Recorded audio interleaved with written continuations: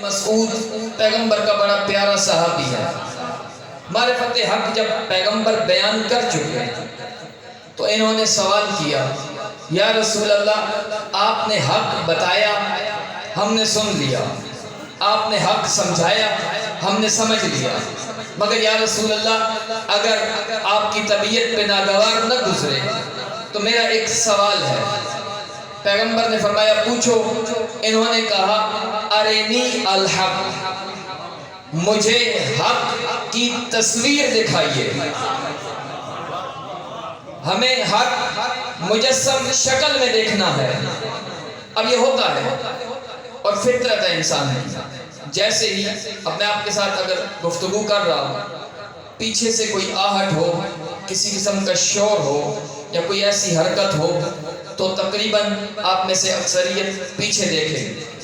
انسان آٹومیٹکلی مڑ کر دیکھتا ہے پیچھے کیا ہو رہا ہے، اس کی توجہ تقسیم ہوتی ہے۔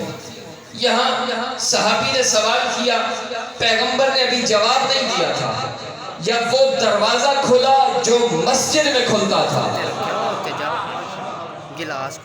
اب ایک ہی تو دروازہ تھا جو مسجد میں کھلتا تھا، باقی جتنے دروازے مسجد میں کھلتے تھے پیغمبر نے بند کروائے تھے۔ دروازہ کھلا اور عبداللہ ابن مسعود نے جیسے ہی اس آہٹ کو سنا، پیچھے بھی دیکھ رہے ہیں، وہ سوال بھی کر رہے ہیں، ارینی الحق، مجھے حق کی تصویر دیکھنی ہے، مجھے حق مجسم شکل میں دیکھنا ہے۔ وہاں سے دروازہ کھلا، علی ابن ابی طالب ایک مرتبہ مسجد میں داخل ہوئے، اب یہ کہہ رہے تھے مجھے حق دیکھنا ہے۔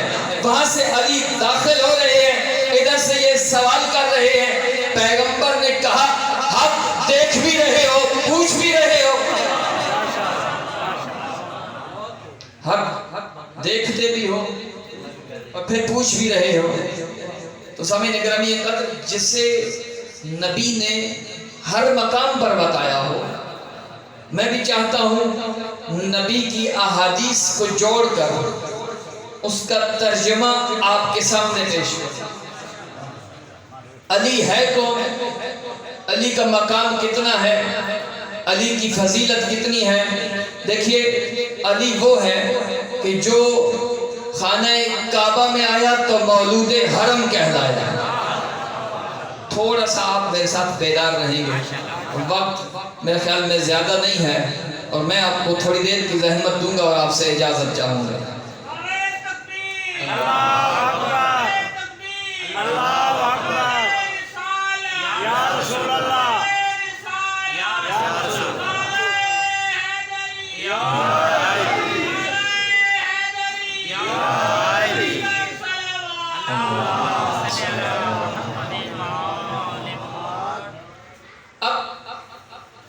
علی وہ ہے جو خانہ کعبہ میں آیا تو مولود حرم کہلایا۔ دیکھیں آپ مقام بدلیں گے مگر فضیلت اسی علی کی ہے۔ ایک مرتبہ صلوات پڑھی محمد آل محمد کی رات کو۔ بار دیگر باواز بلند صلوات ہے۔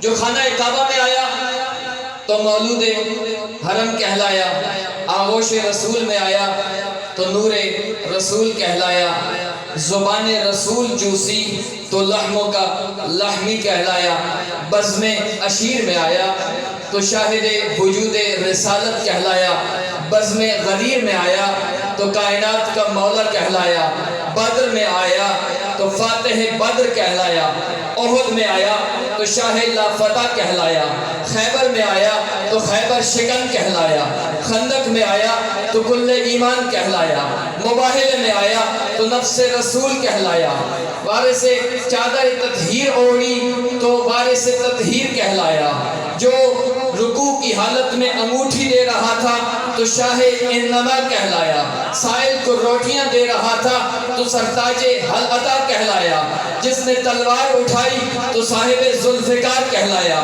دختر پیغمبر سے عقد کیا تو شوہر فاطمہ الزہرا کہلایا۔ اب دیکھیں اس سے بڑا جملہ شاید آج کی مجلس میں آپ کو نہ دے سکوں۔ علی کون ہے؟ علی کا مقام کیا فضیلت کتنی ہے۔ علی وہ ہے جو محراب میں آیا تو امام دو جہاں کہلایا، بستر پیغمبر پر آیا تو مرضی پروردگار کا خریدار کہلایا، جو خندق میں گیا تو کل ایمان کہلایا، دوش رسالت پہ سوار ہوا تو راکب دوش پیغمبر کہلایا۔ علی وہ ہے جو منبر پر آیا تو خطیب منبر سلونی کہلایا، جو تخت پر آیا تو امیر المؤمنین کہلایا، تخت ٹھکرا کر خاک پہ بیٹھا تو ابو تراب کہلایا۔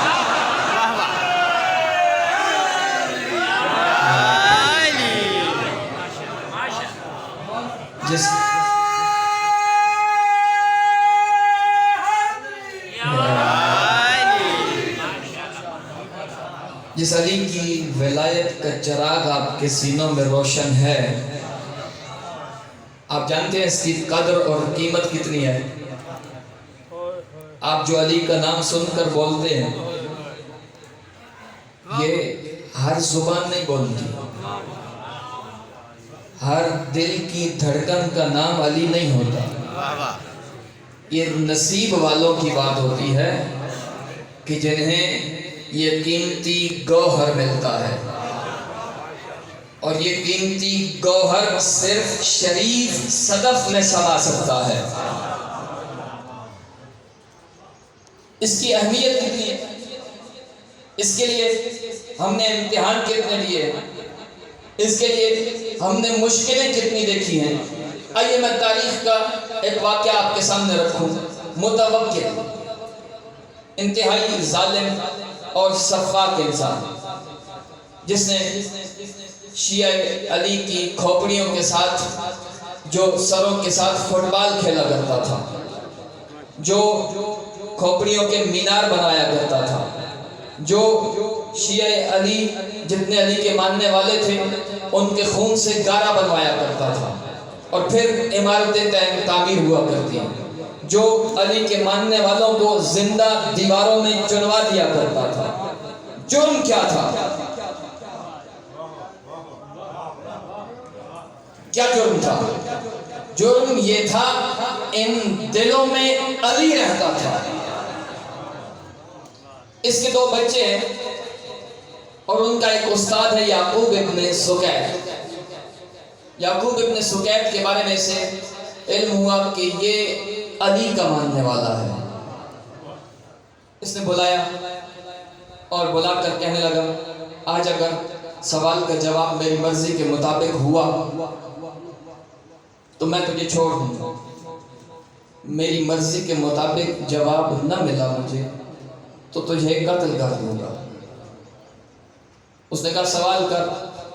اس نے سوال کیا، تیری نظر میں میرے یہ دو بچے افضل ہیں یا علی کے دو بیٹے افضل ہیں؟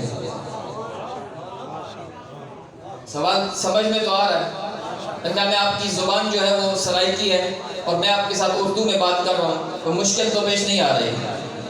پھر تھوڑا سا میرے ساتھ آپ بولیں گے تاکہ ایک کنیکشن جب تک رہے گا اس میں کرنٹ رہے گا اور بات پھر جلدی آپ تک پہنچے گی۔ کیا سوال؟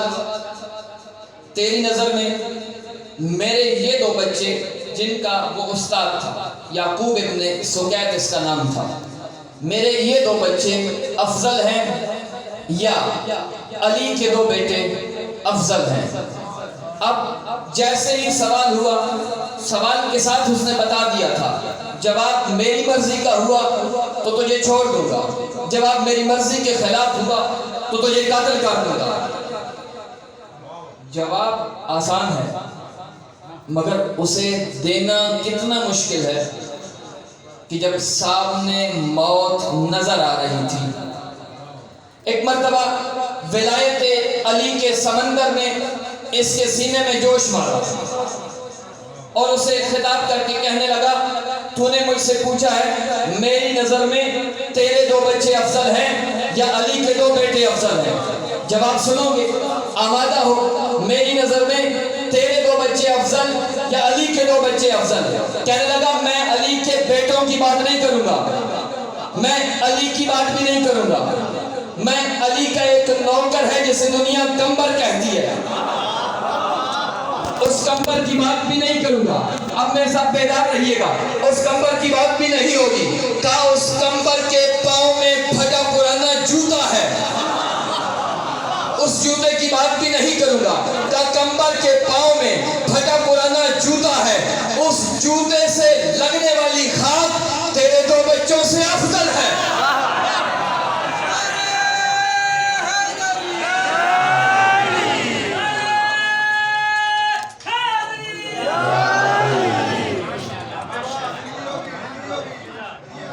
آپ سلامت رہیں.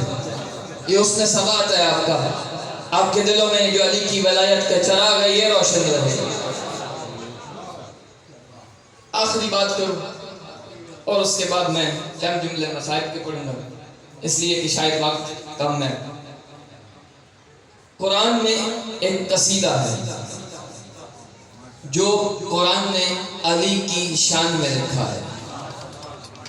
کسی کو شک ہو کسی آیت پہ, آج ڈیجیٹل دور ہے, ہر جیب میں موبائل ہے, آپ آیت کا ایک لفظ لکھیں گے پوری آیت آپ کے سامنے آ جائے گی.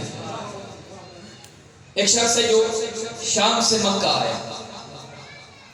مکہ آیا تو اس سے کسی نے کہا تو یہ پتا ہے کہ یہاں پر ابن عباس کیا کر رہا ہے؟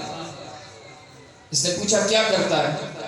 تو اس نے کہا ابن عباس یہاں پر درس سے تفسیر قرآن دیتا ہے.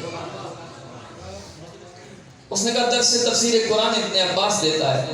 ابن عباس بنو ہاشم کے گھر کا ایک فرد ہے اور قرآن بنو ہاشم کے گھر میں نازل ہوا ہے. یہ قرآن کی تفسیر, یہ قرآن کی آیات یہ بنو ہاشم کے لوگ نہیں بتائیں گے تو پھر کون بتائے گا؟ کہنے والے نے کہا بات یہ ہے, اصل قصہ یہ ہے, کہانی یہ ہے کہ علی درس تفسیر قرآن کے بہانے لوگوں کو فضائل علی سناتا ہے. ابن عباس درس تفسیر قرآن کے بہانے لوگوں کو علی کے فضائل بتاتا ہے. جب بات یہاں آئی تو جناب کی طبیعت بگڑ گئی کہ یہ کام تو ٹھیک نہیں ہو رہا. اس لیے کہ دیکھیں حکومتوں کو ہمیشہ آل محمد کے خاندان سے خدشہ رہا ہے, ڈر رہا ہے کہ لوگ ان کے ساتھ نہ ہو جائیں. اس لیے تو علی کا نام لینے پر کافی عرصہ پابندی بھی لگی رہی اور علی کو مسلمانوں کے ممبروں سے 70 سال تک خود جمعے کے خطبے میں گالیاں بھی دی جاتی رہی. کیوں؟ تاکہ لوگ علی سے نفرت کریں, لوگوں کو علی کی شخصیت کا تعارف حاصل نہ ہو. لوگ جتنا دہلیز علی سے دور رہیں گے